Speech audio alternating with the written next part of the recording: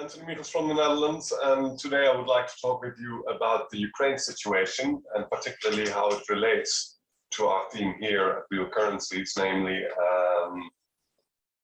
the financial system and where we stand at the moment with the financial system. And I have something very interesting to share with you, to say the least. One of the things that has been preoccupying my mind the last 2 years most is what has happened at the lockdown, and what I've been trying to call attention to is that we got locked up in that weekend of March 18th, 2020, while they gave the bank a bailout of 4 trillion and started a humongous money printing scheme with both debt bailouts, monetizing of debt, the US government going into deep debt, taking on trillions of extra debt. And what I've been explaining is that this was preceded by a crash on the repo market. This spike of, everybody knows about the repo market prices by now, but this resulted in quantitative easing being restarted. And they had to start bailing out the banks on a daily basis, with first 75 billion per day, and this climbed up to 1 trillion a day in March 2020. You know, if you've read my articles in my previous videos, you know all this. But this is what happened, and then after 6 months of that, they had to bail out the bank in March 2020. And this is what I want to show you here. This graph that I'm showing you, that I'm projecting here. Let me move this. I can't really move this to a place where it's bothersome, but let me put it here. What this graph is showing is liquidity in the market. And liquidity in the market is, it needs to be at a certain level. If it's collapsing, what you always see is prices in the asset prices also collapse. And this is what's shown here. That happened in 2017, 2018, and it particularly happened in March 2020. This is what you see here. The blue is liquidity, and the yellow line is the Standard & Poor's index. So you see a very clear correlation between imploding liquidity and imploding asset prices. Imploding liquidity, imploding asset prices. And then here, the biggest one, 2020, March, when they started the bailouts and the money printing, or expanded the money printing, excuse me. And liquidity is going very much down here. And what do we have here? This graph was posted February 20th, last month. So just 10 days ago. 10 days ago, this graph was posted. What we see here is that liquidity is even lower than it was in that fateful weekend that we got locked up and they bailed out the bank for 4 trillion, and when the Standard & Poor's index imploded with 30%. So that's why they started bailing out the bank, because it was a disaster. So liquidity is now at the same level as it was then. It's even worse, as you can see. And 2 days after this graph was posted, Putin invaded the Ukraine. So I think this is spectacular, really. I mean, this correlation between the lockdown, as I've been saying for years now, 2 years now, the lockdown was implemented to preempt popular resistance against the bailout. I've explained this elsewhere, but this is the key reason why the lockdown was implemented. And this has recently been confirmed by this BlackRock whistleblower. Where is it? Oh, just here, BlackRock whistleblower. Edward Dowd. You may have seen him. He was in the news the last couple of weeks, or a couple of weeks ago. And he literally said the same thing. He said in this interview that you see here, and that you perhaps have seen yourself, he said very clearly the lockdown was implemented to prevent an uprising against the money printing. That's what he said. So that's a very good confirmation of what I've been saying since the beginning. But and and it's completely on target. It's just what happened, and it's happening now again because we have this huge implosion in liquidity. It's worse than 2020, March 2020. We already see the effects because the exchanges have been going down. All assets except for real estate have been going down the last few months since the beginning of the year, really. And standard S&P is already down 10%, and Nasdaq even 16%. So another strong indicator that that this liquidity business is already biting severely is that just the other day it was reported that the government expects economic growth in Q1, so in the first quarter of this year, to be 0%. 0%. So that's really already strong recession territory. And another indicator is that automobile demand is the lowest on record. Never has been has been less demand for automobiles than now. Just watching this video by Kathy Woods, you can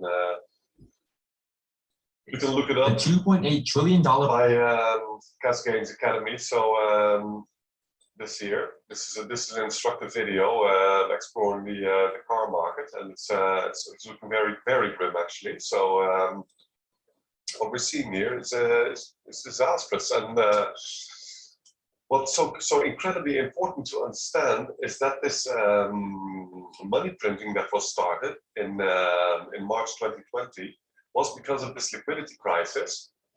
And this liquidity crisis is because we're at the end of money growth in the West. The problem is that money must grow with 8% per year to finance interest payments and economic growth. 5% per year interest payments must be financed, so therefore we need extra money, and we also need extra money for 3% per year extra economic growth. If the economy grows 3%, money must grow 3%. So that's 8% per year or thereabouts. And but the problem is we have such humongous debt now in the West that this is really unsustainable now, and this has been already the case since 2008, really. That's why we have had interest rates at 0% or close to 0% for 12 years, really. Almost 14 years already. Because they want to lower the cost of debt so that more people go into debt, so that money and debt can grow. Because keep in mind, money is debt. All the money that is circulating in the economy or in deposits in the state savings accounts is somebody else's debt. It's a zero-sum game. And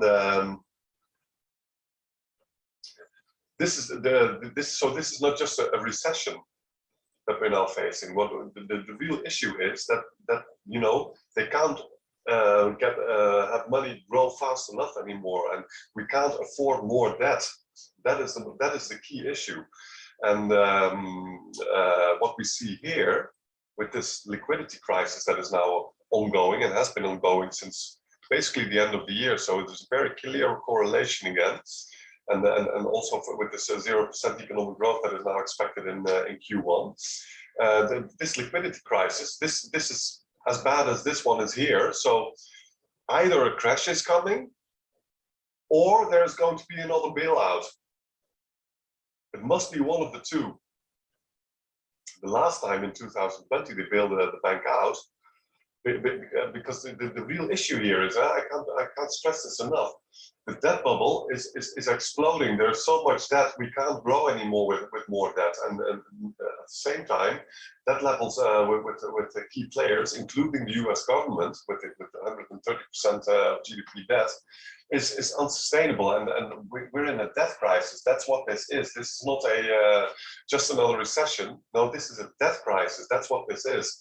And they bailed out the bank in March 2020, but that led to inflation. We have seen prices rising over the last few months, over the last year, and it's standing at 7% officially, but everybody knows it's at least twice that. And the Fed is under a lot of pressure to taper and to stop bailing out the banks. Also because we have this hysterical bubble. I mean, housing prices everywhere, and not just in America, but in Europe, in Australia, everywhere in the West, have been exploding with 20% year on year. And with current trends, would do another 20% this year in the United States. It's just undoable. And so we have a gigantic asset bubble as a result of all this money printing. And yeah, if we really have a debt crisis, and we do have a debt crisis, then there is also a banking crisis, because if people are defaulting or are going to default, and there will be many defaults in what is coming undoubtedly, then we have bank defaults. That's so crucial to understand. That's why this is such a terrible crisis. This is also why they gave the bank this enormous bailout, and this is also why we have had since 2008 0% interest rates, because they're trying to stimulate the economy, they're trying to keep the banks alive, but now they can't print anymore because inflation is already at 7%. That's the whole issue. They can't really build bank out again because, you know, they increased M1 with something like 60% last year in 2020, and they really can't continue that. If you can't have 7% inflation and next unleash an enormous amount of money printing again, but it's either or there is going to be more money printing bailing out the economy and banks, or there is going to be a really great crash. And you must understand there was a 30% crash in March 2020. And since then, we have seen an insane appreciation of the Standard & Poor's index. It doubled at that time from, something like 2,300 here until 4,800 here. That's how far it went. It lost 10% since then, but there's a lot of excessive exuberance in the market. So if this is going down 30% in March 2020, then all bets are off for what it's going to lose now. It must be at least 50%. That is what is now coming. And and of course, this is what we've been waiting for quite a long time already. I've been writing my last article from August last year, in which I said the next round in financial crisis was coming was too early, because I expected it to happen that summer already, but it lasts throughout the winter and only this year. Throughout Q4, I must say, and only this year has the liquidity crisis really started to bite again, and our asset values and also the real economy, very importantly, declining.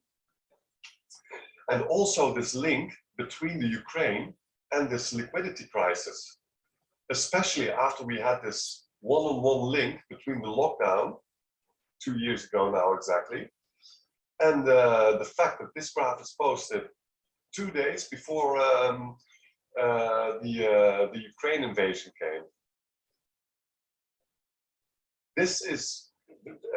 There must be a very clear connection here.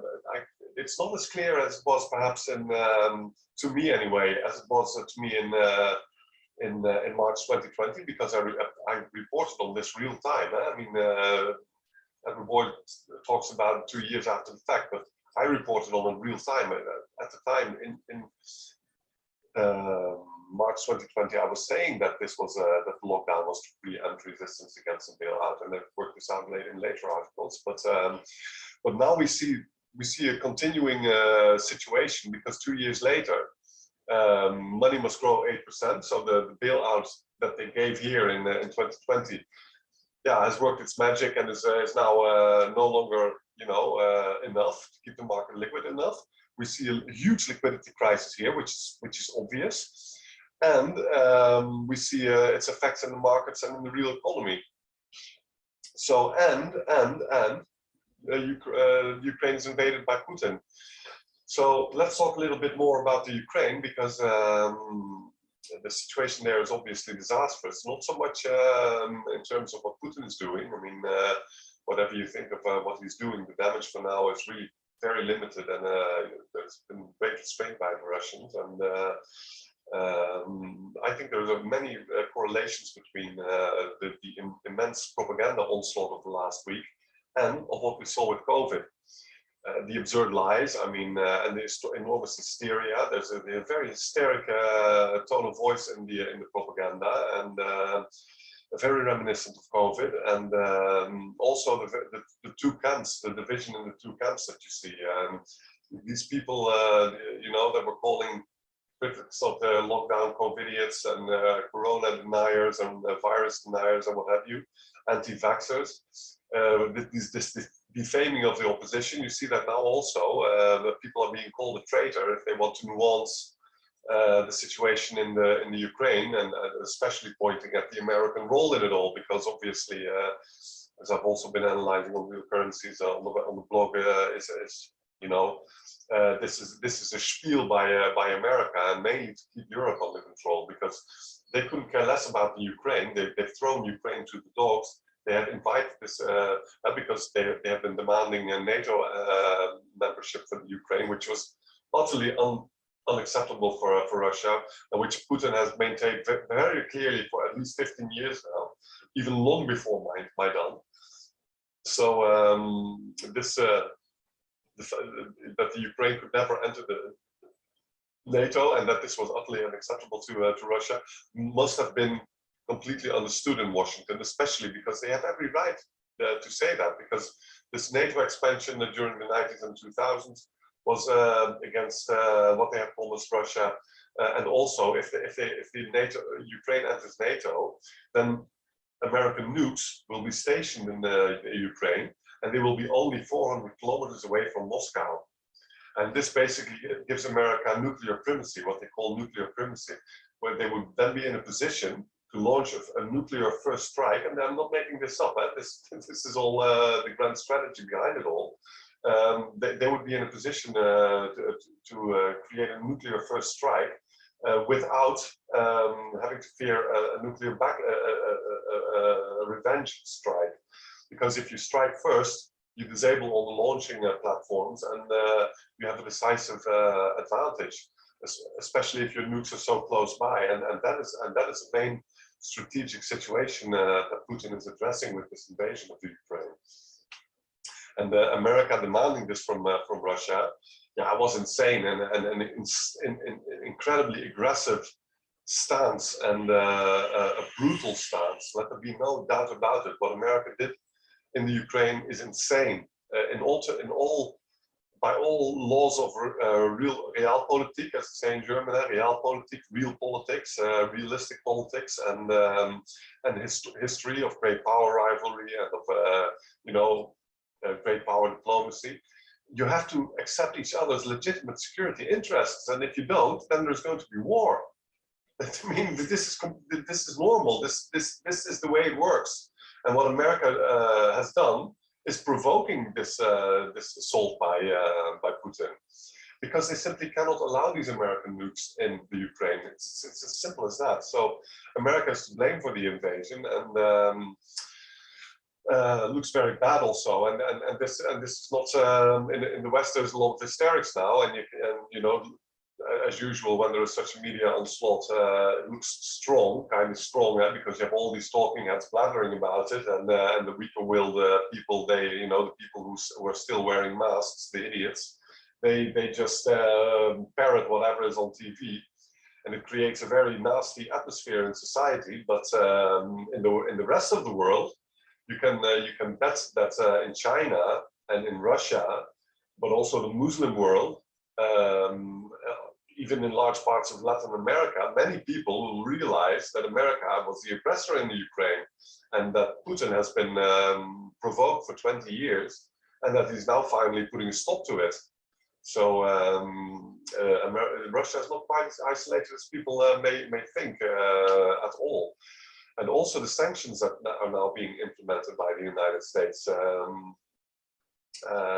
they have a couple of effects. In the first place, as I read, let me first say this: in the first previously I analyzed that NATO was about to explode, and in a recent video, a 2015 video by Mearsheimer that has been making the rounds the other day, I watched that video as well. It's a completely perfect analysis of the situation. I should have seen it earlier, but he also predicted that NATO would get in trouble over this, because this would lead to a split between the Europeans and the Americans. Because let me tell you, the entire European establishment, especially in France and Italy and Germany, is on the side of the Russians in this. They agree that Putin has legitimate interests in the Crimea, in the Ukraine, and that NATO should absolutely not expand into the Ukraine. they agree with this, but they are the vassals of the United States and they don't have much to want. That's what this is all about. And in the early stages of the crisis of the last month or so, Germany had been bailing out on the American line, especially 2 weeks ago when Putin said absolutely no NATO membership or else it's just nuclear war. That's basically what he said outright. Germany refused to arm the Ukraine, and they have now made a U-turn now. They now have said that they will rearm, that they're going to spend 100 billion extra on the defense in the coming years, and also that they will be seeking to become energy independent of Russia. But you must understand that this is a terrible disaster for Europe. If Europe really has to cut off Russia, and they're cutting off Russia now, and really are going to look for alternative energy elsewhere, that will be much more expensive, and it will cost a huge amount of investment to get this these energy supplies going to Europe, and it will make Europe again very much dependent on America, and especially Germany have been looking to become less dependent on America. And Russian trade, Euro-Russian trade is huge. I mean, Europe is even a larger trading partner for Russia than China. We take in 220 billion per year of Russian goods, especially energy, of course, and Russia exports about 150 billion worth per year to China. So, and of course, German investments and European exports to Eastern Europe and especially Russia are large also, of course. So this is especially hitting Europe and not America. And European gas prices over the last few days have risen again with 60%, and they will rise even more in the times ahead because of this. And that's disastrous in Holland. Before this crisis, gas prices had already doubled or tripled, something like that.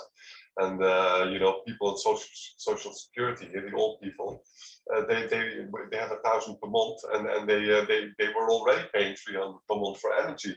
Now they will be paying 500 per month to warm their houses. That's half of their disposable income. That's how bad this is in Europe.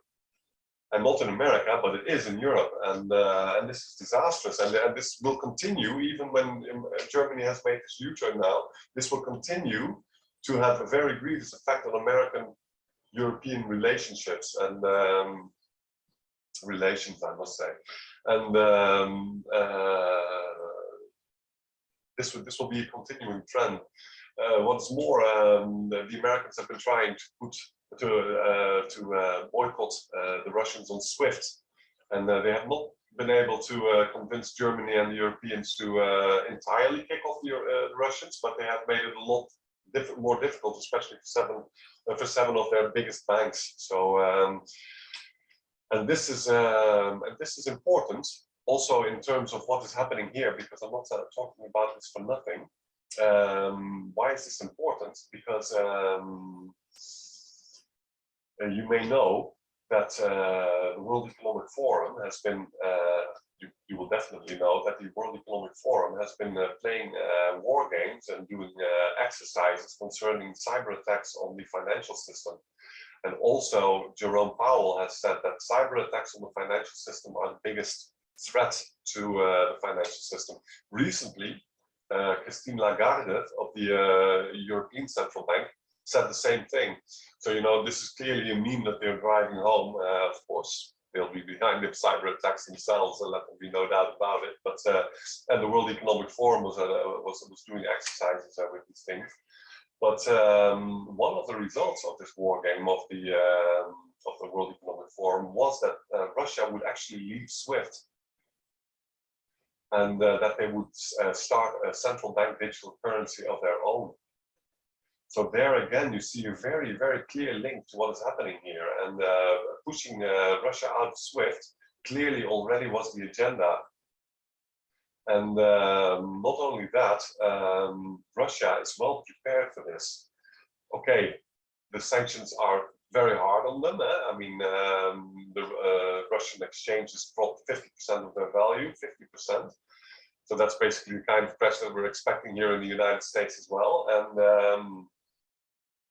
That the ruble tanked with 30%, and the Russians had to raise, the Russian central bank had to raise rates to 20%. So, and the Russians can still do this because they had low debt. The Russian government has hardly any foreign debt, for instance, but they had low debt. But this small point on the side, but this is a problem in the West again. American debt is now 90 trillion. So government, household, and corporate debt combined is 90 trillion in the United States. And this means that every 1% interest rate hike means that 900 that interest rate costs in the economy will rise with 900 billion per year. So if you raise rates in the United States with 10%, which is what Volcker did in 1980, in the 80s, when there was a similar inflation, 7, 8, 9, 10% in the United States at the time, he rose rates to 10% to bring the dollar back to life again. And but if you would do that now, that would mean that 9 trillion, 10% of 90 trillion debt, 9 trillion per year of the total US GDP, which is 40% of GDP, would be going to interest payments. And if you look at government debt, if there's 30 trillion government debt, that would mean $3 trillion per year in interest payments for the US government with interest rates of 10%. That's the entire US government budget. That's the federal budget, 3 trillion. Maybe it's 4 trillion, but you know, you get my drift. It's impossible. So the Fed can't even raise rates really high. That's the basic conundrum of the West. But Russia still can do that, and they're now at 20%. So that's a lot of pain. But Russia has been preparing for this for years. There can be no doubt about this. They have everything that has happened. All these sanctions are completely within the calculation of the Russians. And still they have decided to go into the Ukraine. So there are no surprises there. Also, Russia is not at all alone in this. Obviously, they have a growing alliance with China. It's an uneasy alliance. I mean, apparently there are good personal relations between Xi and Putin. But strategically, these two powers are very much competitors and very much predatory competitors. And, you know, America also has a great stake in maintaining basically good relations with Russia in order to isolate China. But and Russia has a very clear strategic incentive to do so because you know there are geopolitical tensions between China and Russia concerning Siberia, for instance. So, but this sanctions regime now clearly pushes Russia further into China's arms, and they are also already very close because the Ukraine crisis and the Taiwanese crisis are definitely being closely coordinated by these two powers. And Russia is supporting China in Taiwan. Recently, actually, the Pacific Russian fleet sailed together with the Chinese fleet in confronting, well, not in a direct confrontation, but in a show of force against the US Navy, which was there to, together with the Japanese and the British, the British carrier, the Elizabeth II, you know, to defend that Taiwan, basically. That's what was happening there. And the Russian ships sailed with the Chinese, so gives you an idea of how close they are. This is really unprecedented and a very clear statement. And China is also on the side of Russia, or has at least given Russia the permission, you know, to do this in Ukraine. And they have also not voted with the Security Council in condemnation of Putin. They have withheld their vote. And interestingly, China has their own payment system. This is very important, of course. So China has their own payment system, which is independent of the dollar, and this could be opened up for Russia, and they likely will do this. And this is not only in the Sino-Russian interest. Many other powers are interested in this because America has been using the petrodollar hegemony, the dying hegemony, because the petrodollar has basically died March 2020. The petrodollar really died, and all the rest is what we're now having is not foreplay but afterplay, say, and it's just playing out now. But the petrodollar was already dead in March 2020, and but But now there's a big next step coming, because America was already crushing the Iranian and Turkish economies with these sanctions, and these are two major powers, major Eurasian powers, and not as big as China and Russia, obviously, but with a lot of clout in their specific regions, and a lot of economic clout as well. They're both big economies. Turkey is basically a top 10 economy, especially in purchasing power parity. It's basically the 10th economy in the world or thereabouts. So it's a big economy, and Iran is also an important economy. And these will all be interested to circumvent US sanctions and circumventing the petrodollar. So these sanctions, they may look strong, but they are not. They are, the Americans have brought back the Europeans into their camp for the time being, but this will have huge consequences for the position of the petrodollar. And what America is now doing, basically saying to the Turks, to the Iranians, to the Americans, and soon also to the Chinese, you can't use the dollar, you're disconnected from SWIFT. Yeah, okay, then everybody's going to say, well, that's fine, you know, you use your dollar, we'll use something else. And it's also pretty clear what they're going to use, because that's the next chapter. They're going to use gold, most assuredly so. And this is also how this is going to end, because as I was already saying, this what we're dealing with is a debt crisis. This 90 trillion US debt and this 300 trillion world debt. This is now coming to an end. Another example is Europe. Europe now has, the European Central Bank has a balance sheet of 70% worth of GDP, and no, 70% of GDP in balance sheet in Europe, whereas the Fed has only about a 30% of GDP balance sheet. So Europe is much worse off at the current moment with the debt situation than the US is, and the only way that this can be solved, and this has been ongoing for a while already, is that they're going to write off at some point a large part of this debt in Europe, and that would mean a huge blow to the balance sheet of the European Central Bank, obviously, because they will be the ones writing off their part of the debt, and it's a big part of the debt. And but this will and the way they are going to plan to fix their balance sheet is by revaluing gold, and that is what is going to happen. And that is also very close now. Mark my words, it's coming very close now. And recently, somebody asked the German central bank authority official there about this, and he refused to comment on it. But the implication was clear. This is very much on the table, and we have also Basel III, of course. The Basel III. Many people have been saying that the implication of Basel III is that future speculations concerning specie, concerning gold, and these futures will no longer be able to be counted as assets on the balances of those who hold these futures. And this will have great implications for the demand for these futures. And this will in fact mean, that gold suppression is coming to an end. That is what that is meaning.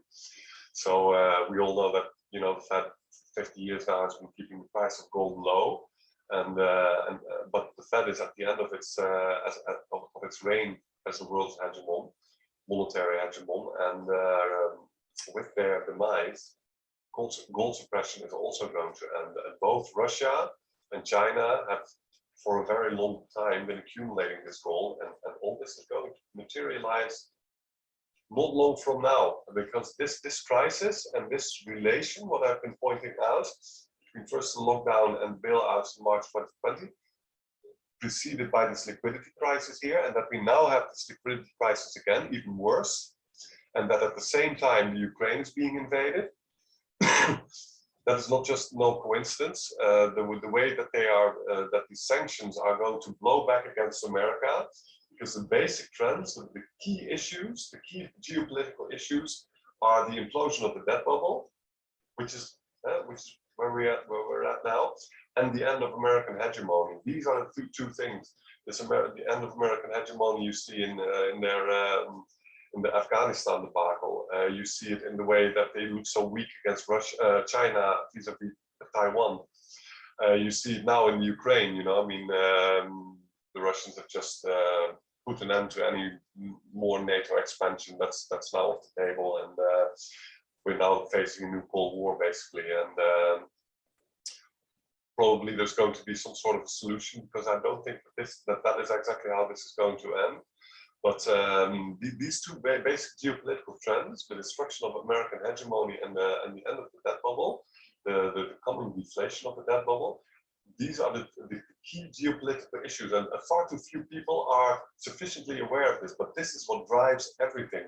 Also, for the conspiracy theorists out there, including myself, of course, because I'm very much one, but about this deep state business that we've been hearing about the last 10 years. Well, 10 years, ever since Trump anyway. So, yeah, almost 10 years really already. So, but deep state business, what this is all about, you know, this gang around Biden and Hillary Clinton, of course, very much Obama. This is the outgoing order, and this is the deep state is the power structure of the fading American empire. This is what it's about. And what we are witnessing, the destruction of the deep state, because that is also coming, and something's going to happen in the United States. They're going to reject the Great Reset, and the deep state is going to get, you know, also again recently that Hillary is now, you know, that Trump has now been proven right, that Hillary and their friends and her friends were indeed spying on him during the campaign. You know, it's not for nothing that is also coming back again, and this is going to have consequences at some point. I can't say when, but it's going to have consequences at some point. But this deep state business, which is also, by the way, relevant for the Ukraine, because they're now saying that there were actually biolabs there, and of course these neocons there, and this Zelensky scumbag, and this Victoria Nuland, and then, you know, all these other. Oh yeah, Hunter Biden, of course, and let's not forget about Hunter Biden and Biden himself. They have huge stakes in Ukraine. They've been receiving all sorts of funds from there, and you know, they have also all these shady dealings that are ongoing there. I'm not even a big expert on them.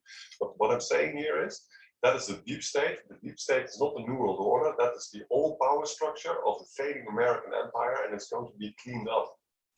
I think that is going to happen, and one way or another, I don't know what way, but what I expect is America to turn away from the Great Reset, and this will be hailed as some sort of a victory. But at the same time, it will be all about resetting the financial system, so that the gold prices will start revaluing, and there will be some debt write-offs, both in Europe and in the United States, and then they will pretend as if you know, the problems have been solved and they can move on. But then we will have some sort of a gold standard, and it will be ultra scarce money. And this is how they will force this deleveraging on the West. And this is what I expect, kind of. And this is all very conspiratorial and very speculatory, of course, speculative. Let there be no doubt about it. But this is what I suspect that is in the cards, one way or another. So. But what I want you to understand is that this deep state business is not the New World Order, and this business with Hillary, and also with this gain of function business. There's one thing I want you to consider with this gain of function business. Maybe a couple of things, but the first thing is that it is entirely coming out of the government bureaucracy. There's nothing grassroots about the gain of function meme that is being paraded before us. All the whistleblowers are coming from the government. They are discussing it in the Senate. Ron Paul is all over it. I'm also not at all a friend of Ron Paul. Already in 2012, it was clear that Ron Paul, not Ron Paul, but his son, what's his name again? Well, Paul Jr. anyway, but Paul Jr. and Paul Sr. in 2012 totally betrayed the American truthers. I mean, if you remember that. But so Ron Paul, his son is not. I'm sorry that I can't remember his name now, but these people are not our friends, and this is all a managed narrative. It's a huge narrative. It's a huge theater, basically, and Trump is very much also involved in this, because you must never forget that the money printing started in September 2019 under Trump, and this $4 trillion bailout that was given to the bank, supposedly because of COVID, was under Trump. And never did the media ever attack him because of this money printing. Never. So, you know, they're all on the same team, and there's a huge show going on, and there's going to be some sort of a cleanup at some point. That is what I expect. But then they will install a new financial system, and then maybe this quantum fund or JSARA, which is also gold-based. Something like that is going to happen. And what will then happen is that basically all this debt that has been created with bookkeeping, the 300 trillion world debt and the 90 trillion US debt, which has all been created with the simplest means possible. There's another a video on this channel about money creation. You can look it up. I'll show you how simple this money creation business is. We will have to pay back these debts with gold. That is what this transition to a new gold standard will imply. And this is, of course, you know, you can understand how hard Rothschild is laughing about this. Huh? I mean, how great is that? You create a 300 trillion debt of bookkeeping, and you write off a bit for, you know, for good measure. And next you say, no, okay, the rest you have to pay off, and you can pay it off in coin. That's brilliant, isn't it? And that is exactly what is going to happen. And you know this, and what that is going to cause is that this whole debt bubble that has been building up over 50 years is going to deflate in 5 years, and it's going to be completely genocidal. And I won't go into that anymore because I've made that point sufficiently. But this has nothing to do with some sort of a recession or even a depression. This is it. This is what we have been predicting in the truth movement for many years, and the genocide in the West is not primarily the vaccine, bad as it is. It will be the economy. It's the economy that's going to kill millions and millions and millions of people, and which is going to annihilate the West, really. And it's all going to end very badly, and it's happening now. And that's this relation between this liquidity crisis and Ukraine is absolutely no coincidence. And it can end in only 2 ways: either a huge new bailout with some sort of a hyperinflationary spiral as a result, or a massive crash. That's the only 2 ways that this can go. And my suggestion, therefore, is that this Ukraine crisis by the powers that be, and you must understand that Biden and Putin follow the orders of the same man, because behind the scenes, the world government is already active. It's just manifesting. It's for open world government, but the world government is already here, and they are in charge, and they're giving both Putin and Biden their orders. And the fact that this is happening in Ukraine, and that this liquidity crisis is happening now also, which will pop the debt bubble and will create a huge catastrophe. That is absolutely not coincidence. That is not coincidence. That is well planned, and that is what I want to talk about today with you. And I think I've said most of what I said. Usually, when I finish the video, I think, oh, I should have said that as well. But that's it for now. So yeah, you know what to do. I mean, yeah, buy gold. Yeah. I don't want to give investment advice, and I hate gold. Gold is the devil's money. It's trash. It's you know, it's total bullshit. And gold fever is the worst thing in the world. And but especially if you're a pensioner, buy some gold. Yeah, because otherwise you're going to get killed. And don't buy the dip. As you can see, dip is only beginning. Unless they start money printing, then you can eat your heart out for another 2 years on the stock exchange. But if they don't do that, then it's going to go down all the way. So yeah, I think that's it. So Godspeed, we'll need it.